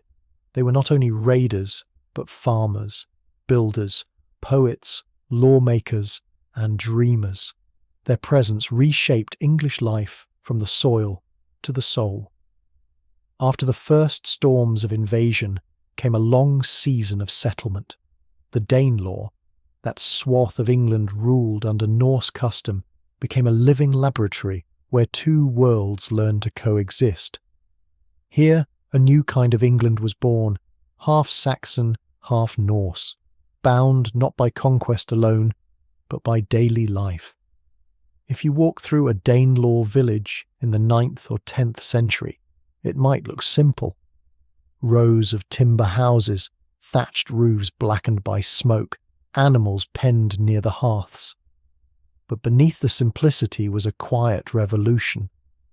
The very structure of life was different. The Norse were pragmatic and democratic in ways that startled their Anglo-Saxon neighbours. Their law was not decreed by kings alone, but shaped in open gatherings called things, assemblies where free men could speak, argue, and decide disputes. It was in these gatherings that the English learned a rough kind of local self-government, a tradition that would echo centuries later in England's parliaments. The idea that even the lowborn had a voice in matters of justice, that the community itself was the law, was a Norse inheritance that England never lost. The Viking sense of justice was as stark and direct as their landscape. A man's honour was worth more than gold, and an oath sworn on a blade or ring was sacred. You can hear it in the names of villages, in the rhythm of the language, in the way English storytellers still find beauty in melancholy. The Vikings changed England not only by sword and fire, but by giving it a second heart, wild, restless, defiant. Without them, England might have remained a quiet island, looking inward. Because of them, it became a nation that looked out, across oceans, across centuries, toward horizons both real and imagined. If you walk today along the beaches of Northumbria, where the first raiders came ashore, the sea looks the same as it did in 793. The tide still rises and falls, the gulls still circle above the black rocks, the wind still carries the scent of salt and cold. Somewhere beneath the waves lie the bones of ships, the ghosts of oarsmen who changed the course of history. Stand there long enough, and you might hear it, faint but certain, the creak of timber, the whisper of oars cutting water, the language of the north carried on the wind. For though the monasteries have fallen silent, and the long ships have turned to dust, the story of the Vikings never truly ended. It lives on, not just in books or ruins, but in the people who came after, in the way they speak, the way they dream, the way they endure. England, once the land they raided, became their legacy. And through that legacy, the North still lives, eternal as the sea, untamed as the wind, forever shaping the island that once feared its arrival. When we think of the Vikings, we often see only the violence, the axes, the burning monasteries, the sails like wings of war. But to truly understand how they changed England forever, we have to look closer. The Vikings did not simply destroy, they remade. They were not only raiders, but farmers, builders, poets, lawmakers, and dreamers. Their presence reshaped English life from the soil to the soul. After the first storms of invasion came a long season of settlement. The Danelaw, that swath of England ruled under Norse custom, became a living laboratory where two worlds learned to coexist. Here, a new kind of England was born, half Saxon, half Norse, bound not by conquest alone, but by daily life. If you walk through a Danelaw village in the 9th or 10th century, it might look simple. Rows of timber houses, thatched roofs blackened by smoke, animals penned near the hearths. But beneath the simplicity was a quiet revolution. The very structure of life was different. The Norse were pragmatic and democratic in ways that startled their Anglo-Saxon neighbours. Their law was not decreed by kings alone, but shaped in open gatherings called things, assemblies where free men could speak, argue, and decide disputes. It was in these gatherings that the English learned a rough kind of local self-government, a tradition that would echo centuries later in England's parliaments. The idea that even the lowborn had a voice in matters of justice, that the community itself was the law, was a Norse inheritance that England never lost.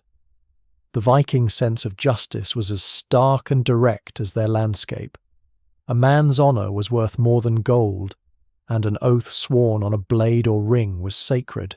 Their hearths, they told of gods and giants, of heroes who defied the odds, of sea journeys and revenge, of love and loss and laughter in the face of doom. These tales passed into English folklore, reshaped by the countryside, softened by time. The dragon slayer, the cursed treasure, the faithful companion. All these tropes have Norse bones. Even centuries later, English poets would write as if they still carried the sagas in their blood. When Shakespeare's Hamlet broods on fate and revenge, he echoes the Icelandic sagas. When Milton writes of defiance in the face of divine order, he is channeling Odin's stubborn will. The Viking worldview, tragic, heroic, endlessly human, found new life in English verse. Their architecture, too, left marks that time could not erase. In the north of England, in places like York and Orkney, archaeologists still uncover longhouses buried beneath Norman streets, vast halls with central hearths, where families ate, argued and sang. The layout of these homes influenced later English farmsteads, the long rectangular form, the shared living space, the emphasis on warmth and community. Even the English word window, from the Norse vindauga, meaning wind-eye, reminds us that to the Vikings, the house was a living thing that looked out upon the world. Their craftsmanship shaped English art for centuries. The intricate carvings of the urns and gelling styles with their endless knots and serpentine curves became motifs in English jewellery, manuscripts, and even church designs. The English love for ornamentation, for patterns that seem to move and breathe, owes much to that Viking sense of rhythm and flow. Yet perhaps the most profound legacy of the Vikings in England was psychological, a new way of seeing the world. Before them, the Anglo-Saxon imagination was local, cautious, tied to land and lineage. The Norse widened that horizon. They taught that the world was vast, that the sea was not a barrier but a road, that fate was something to face, not fear. They injected into English life a quiet boldness, the courage to look outward, to question, to risk. This mindset endured. Long after the last longship had sailed, the English remained a people of the sea. Their empire, for all its contradictions, was built not just on power, but on curiosity, the need to know what lay beyond the mist.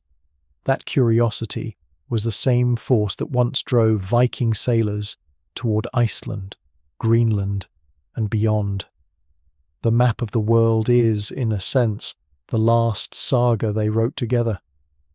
When the English language finally stabilized in the centuries after the Norman conquest, it carried the fingerprints of all these layers, Celtic roots, Latin branches, Saxon core, and Norse wind.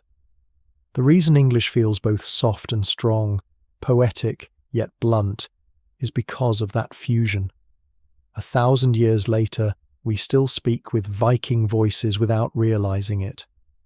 The Viking legacy also lived on in law, in the English respect for custom, precedent, and community judgment. The Norse belief that law belonged to the people, not just the ruler, became a cornerstone of English liberty. Even Magna Carta, signed in 1215, has faint echoes of the thing, a written acknowledgement that kings are not above the law, but bound by it. That is the Norse idea of equality before fate, translated into politics. Through centuries of war and peace, empire and industry, that northern strength endured. The English became known for their endurance, their stoicism, their ability to meet disaster with calm.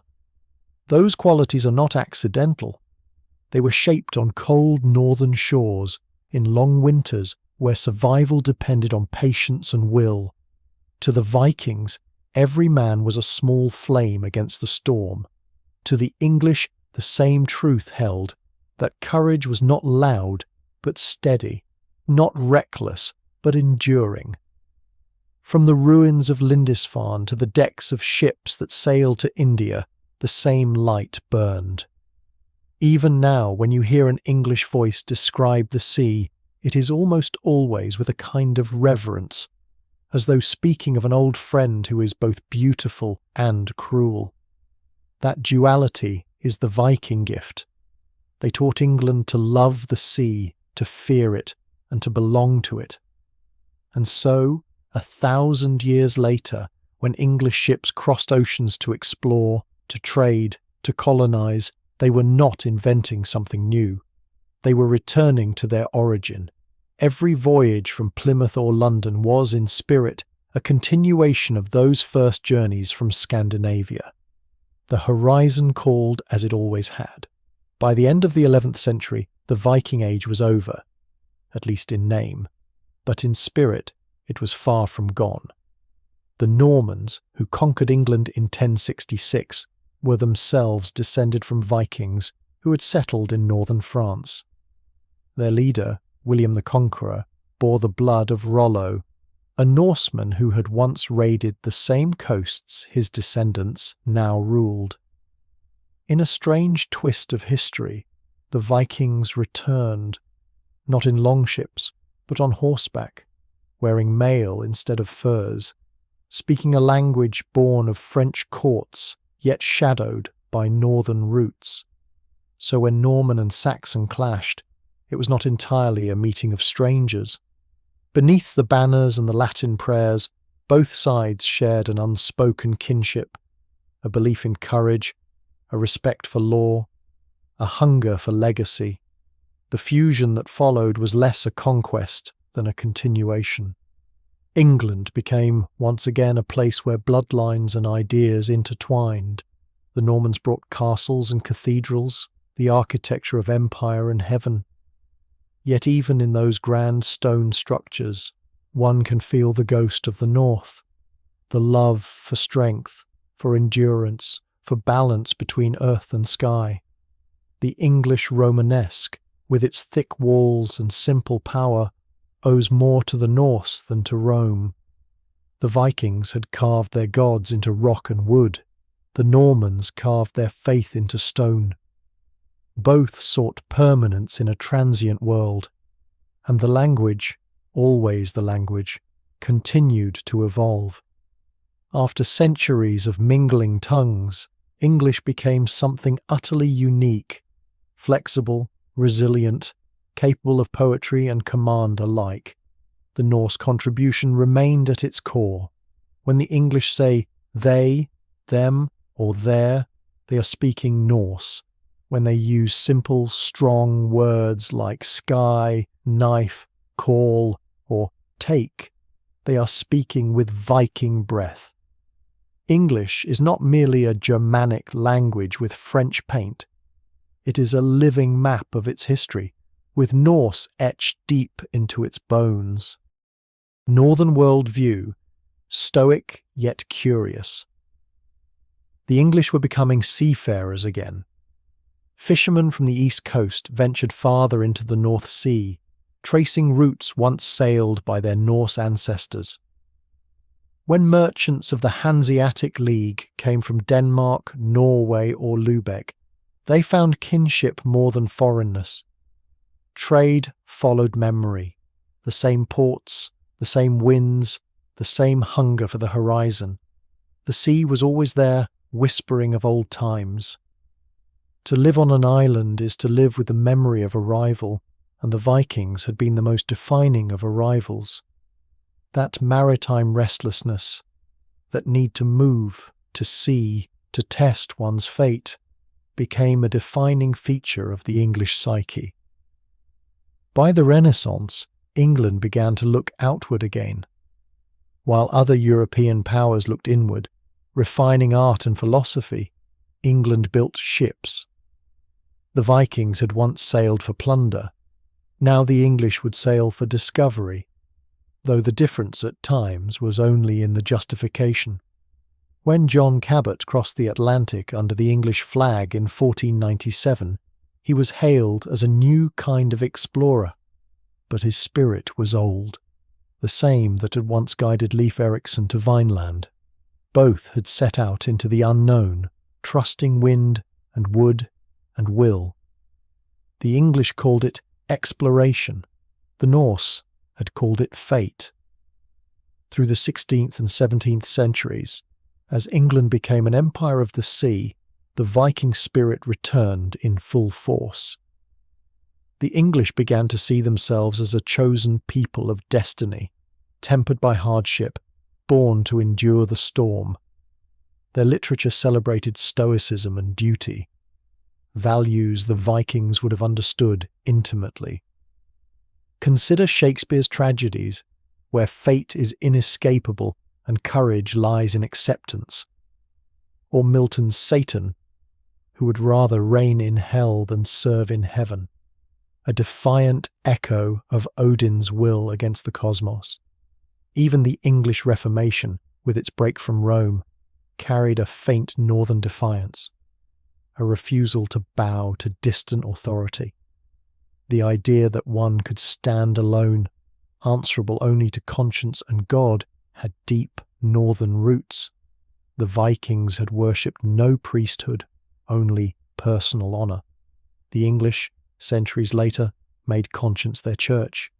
And yet, for all its grandeur, the empire that followed was haunted by its past. The same restlessness that drove the Vikings to new shores drove the English to colonize the world. But empire is a double-edged sword.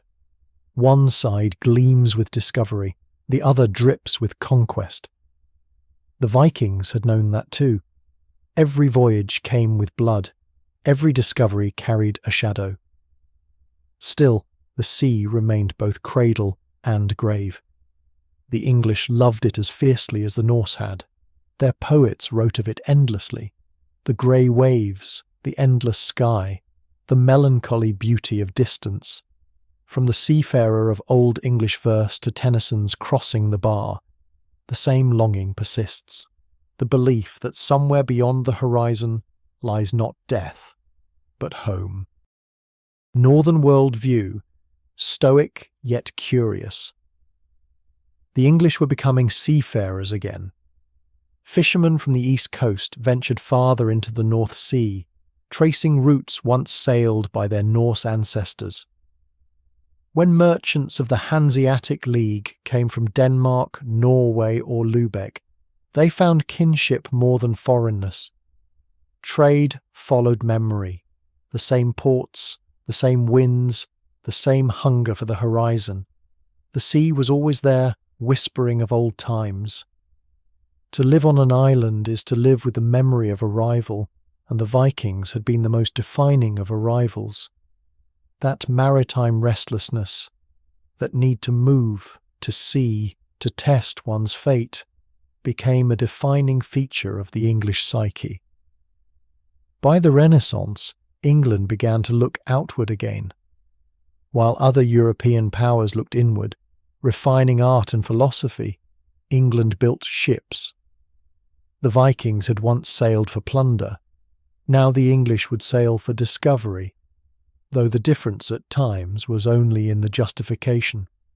When John Cabot crossed the Atlantic under the English flag in 1497, he was hailed as a new kind of explorer, but his spirit was old, the same that had once guided Leif Erikson to Vineland.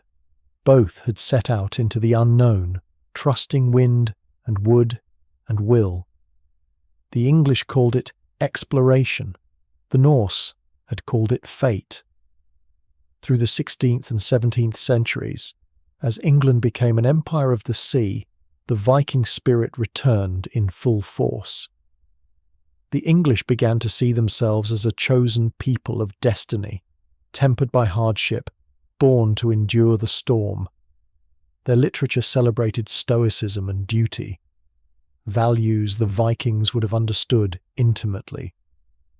Consider Shakespeare's tragedies, where fate is inescapable and courage lies in acceptance.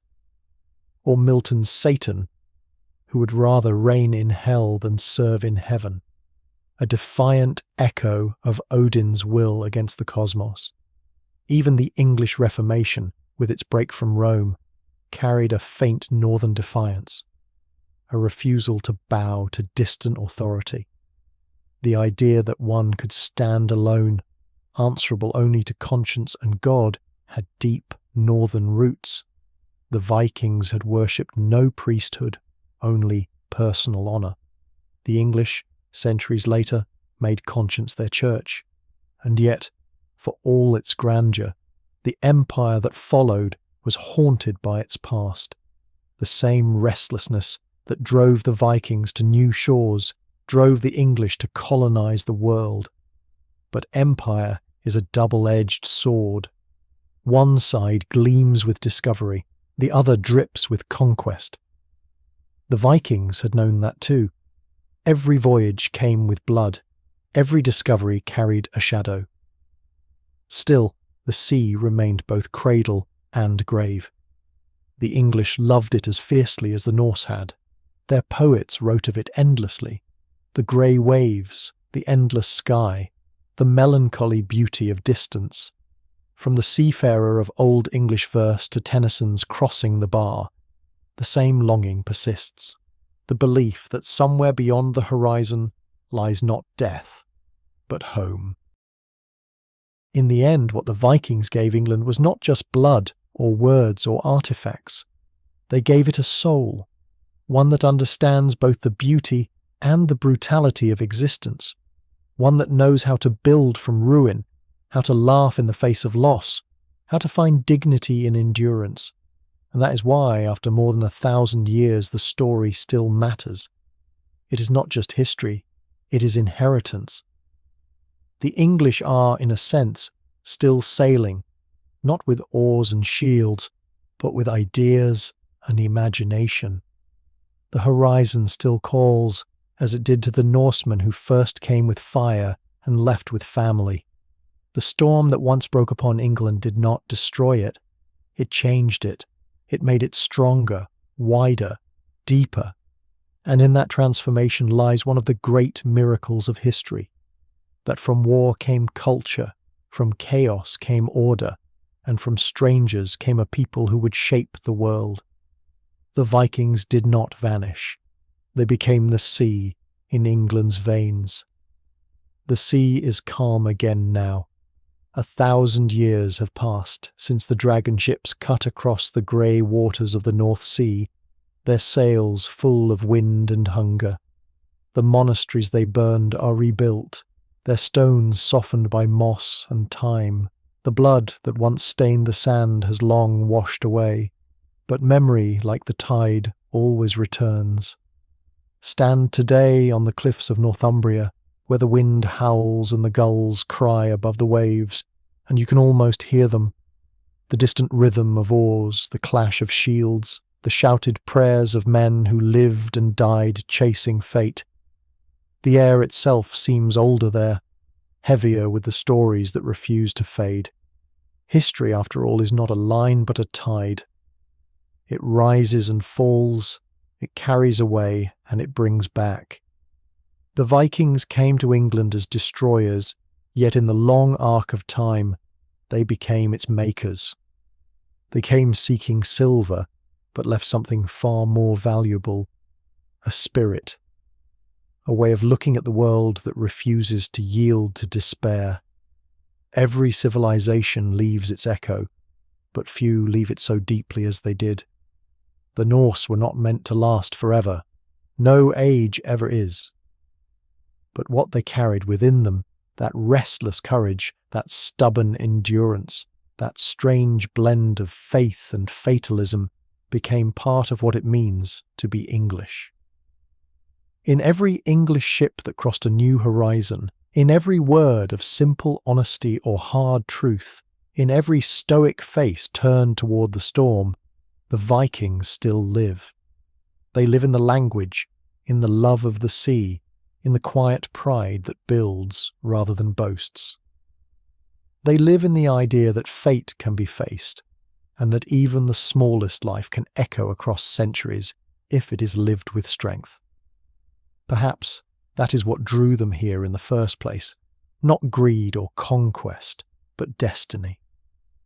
The north wind carried them to a land that, in time, would carry their memory to the ends of the earth. England became their last great voyage, and through it they became immortal. So when you walk the old streets of York, when you hear the bells ring over Norwich or the surf crash against Lindisfarne, remember, this is where the storm met the shore, and both were forever changed. The story of England cannot be told without the story of the Vikings, because they did not merely invade it, they helped invent it. They took a scattered island and gave it a new kind of unity. They took an old faith and gave it new strength. They took a people who feared the sea and taught them to master it. And in doing so, they reshaped not just a nation, but the world that nation would one day build. The long ships are gone, but their shadows still sail across the imagination. The axes are rusted, the runes half erased, but their meanings endure. Every English storm, every voyage, every act of quiet defiance carries their ghost. The Vikings changed England forever, not in a single battle, not in a single century, but in the long, unbroken conversation between past and present. They came with fire and left with legacy. And perhaps that is how all great stories end, not with a conquest, but with a transformation. The sea that once divided now connects. The blood that once spilled now flows through veins of nations, and the winds that once carried raiders now carry remembrance.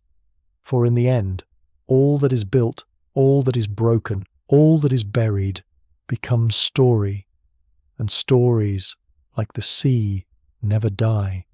The Vikings came, they changed, and they remain, in the land, in the language, in the heart,